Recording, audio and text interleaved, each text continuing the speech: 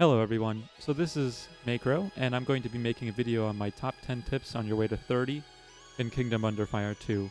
So a lot of the information I have here comes from other builds of this game, specifically the Russian version as well as a couple private servers, as well as the Taiwanese version. I did play a little bit of the Southeast Asia release as well. However, I feel like the most pertinent information for this video is the Russian beta, since that is the most recent one. So the tips that I have for you are on the from the perspective of a hardcore player who wants to min-max and get as strong as possible, as fast as quick as possible, as well as to get the most gold so that they can upgrade and acquire as many troops as they need for the various instances that they'll encounter in this game. So without further ado, here's my first tip. My first tip is to not use your coupons frivolously. And by that I mean the resurrection coupons, the repair coupons, the troop revival coupons, and the reason being is that the value of these coupons scale with the level of the troop, with the strength of your armor, and it's best that you save these for the late game to maximize the efficiency of the coupon, because the goal with this game is to efficiently use your gold and so that you can use it for various upgrades, as well as to purchase more things like potions, which you're going to need a lot of for late game content. So in short, yes, don't use them in early game. You want them in large amounts in late game. So my second tip is to focus your resources on your starting archers, the gray archers that you have, for their heal, as well as the base damage that they have. You'll find that they're very effective all the way up to level 30 and then some. After that, you're going to want to focus some resources on your gray mortars, and then the gray troops, the gray melee troops, the infantry that you get are probably the lowest priority. Those are the ones you're going to be getting rid of first. The reason being is that the thing that upgrades the most when you level them up is the HP, and the gray troops just don't have enough HP, even at 5 stars, to really warrant putting on the field at all. In the end, they'll actually just cost you more than they're worth, because you'll have to constantly revive them, which can cost you cubics, which are their it's their second tier of currency in this game, and you want to be as efficient as possible with that currency, and it's just not worth being used on your gray melee troops. You want to get rid of them for more durable troops, or to just replace them with another more safe ranged troop. So my third tip to recommend to you guys would be to not dedicate your troops immediately once you get them to 5 stars. And to dedicate is what us English players on the RU server would use the term for, to kind of trade in 5-star gray troops for a 1-star blue troop. And the reason being is that a 5-star gray troop is kind of on par with a 3-star blue troop from previous iterations of the game. And if you go down to a 1-star blue troop that you don't know what blue troop it's going to be, you're at a net negative kind of strength, and you might need that third troop for your primary trio of troops to bring into your mission. So make sure you have something to replace that dedicated troop before you dedicate it, because you're going to end up with something that's weaker and is more expensive to upgrade, and you don't know what it's going to be as well. So I want you guys to kind of fight off the urge to upgrade them immediately, because there are a lot of wonderful blue troops, but I believe there are also a lot of blue troops that you're not going to want, and it's a frustrating process. And to add on to that frustration as to being forced to use that bad or undesired blue troop, it's best that you have something that you actually like to play, so that you're not stuck with anything. It's also very expensive to make these upgrades, not in terms of gold, because you actually, in previous iterations of the game, you'd actually profit off of dedicating gray troops. You would net like 20k gold or something like that, but you do spend a lot of the troop upgrade resources. We call them troop badges, or class stones, or race stones, because we didn't know what else to call them really. And those are really valuable pieces of currency, and you only get a set amount of them each day after you're done questing. So it's best to be very, very parsimonious with them and not spend them so frivolously. My next tip would be to not use gold or experience to level up new troops. By that I mean once all your troops are level 30, you actually have a kind of bank where excess troop experience gets put, and you can then spend that saved troop experience to level up your new troops, and that's really useful. However, you may be enticed to spend that on things to get things to level 30. However, there are a lot of cases where you're just going to keep a troop at one star and promote it to 5 stars, then dedicate it immediately, and all that experience that you use to level it, while you do get refunded when you do sell it, at least in previous iterations of the game, it might be better used at the time for something else that you have. So it's also very expensive to increase the stars of blue troops. I mean, it is very expensive.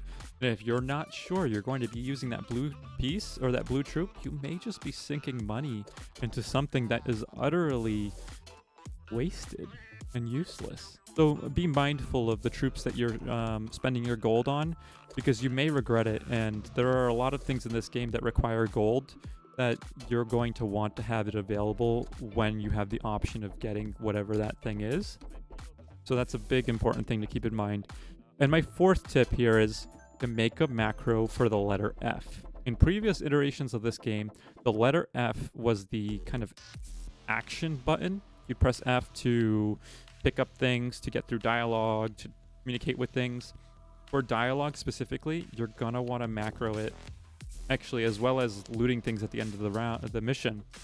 Macro it and make it repeat at a decent rate, because you're going to be pressing that button a lot, and I feel bad for your keyboard. And I'm sure you're going to want to pay a lot of respects for the thousands of enemies you're killing every mission. So make sure you have that macroed. It might save you either a little bit of energy on your finger, or just speed through that dialogue, because it is a lot of dialogue. And if you're like me, I don't care about the lore. I just want to be strong and I want to kill some things. So I'm going to skip through it as fast as possible. There are times that you may encounter a loop in the dialogue, but it's easy to identify, and you just select one of the options and then continue on your way with the macro. My fifth tip here for you hardcore players is don't let your friends hold you back. Every day you're not level 30, you're missing out on a lot of gold, a lot of good dailies, a lot of important materials that you need to increase your troop strength as well as your equipment. So get to 30 as fast as possible. Worry about your friends later. They can fend for themselves. There's going to be a lot of players. Just get there, and you will find that the rewards are definitely worth it at level 30. And yeah, that really brings me to my next tip, which is number 6. Do almost every quest. And if you're not sure which quests that you should try to avoid, or maybe not spend so much time on, do every quest and make sure not to leave anything behind that you're not aware isn't part of a future chain, because there are a lot of important chains that are pretty valuable, that bring you epic grade gear at the end game with special attributes that are pretty nice. And the reason being is that actually at the end game you might have to repeat some dungeons because you didn't finish a piece of a chain to acquire the next step for the next level, and it seems like there's almost exactly the amount of quests as there is needed to level up. So if you miss it, you may be face the consequence of having to repeat dungeons and materials just to grind some experience to get to the next level, and by extension unlock the next set of quests. So my 7th tip here, and remember, this is for hardcore players, do not play a berserker. You want to level as fast as possible and get as much gold as possible, and from my experience, leveling up berserkers is painstakingly slow. They're slow movers. in the questing areas that really hinders you. But if you have a faster mount that will help you in the questing areas, that's one area of the game where people that have the higher level pre-order packages might see some benefits. But it's like a 10% movement speed increase. It's nothing too important, but I mean, in the end, the people with other classes that move faster might, have the same benefits. Berserkers are just really slow levelers. Spell swords also struggle with leveling. They actually struggle in completing some missions on their own that they have to do by themselves because they don't have the single target DPS. So if you're trying to level fast, Gunslinger, Ranger, those are both very good classes to level fast. You can always make your next classes later on, but for some people, and the people that have experience with the game, you understand that you want to get to 30 and start doing that content as soon as possible because it is gated at a daily rate, and every day that you can do it is worth it. So my 8th tip is to make your own potions and leveling your potion crafting profession religiously. It's super important to have your own potions, and you're going to be going through a lot. At the same time, you also want to try to be as efficient with your potions as possible. So there are a couple classes that regenerate health, like the Ranger as well as the Spell Sword can regenerate health, or just be smart about using your defense, your blocking ability to reduce damage taken, because every gold matters, and late game potions will consume a lot of your gold, and just be efficient with that. It's also really advisable that you pool your resources into a trusted member of your group, your community, your guild, whatever it may be. You focus on specific professions. The professions produce gear that's pretty valuable and is on par with some of the gear that you get from the 8-man content. And that being said, this is from, once again, I want to repeat this as many times as possible, from previous iterations of this game. And so while everyone can max out the professions, it may just cost you a little bit more money than you need to just level everyone's professions.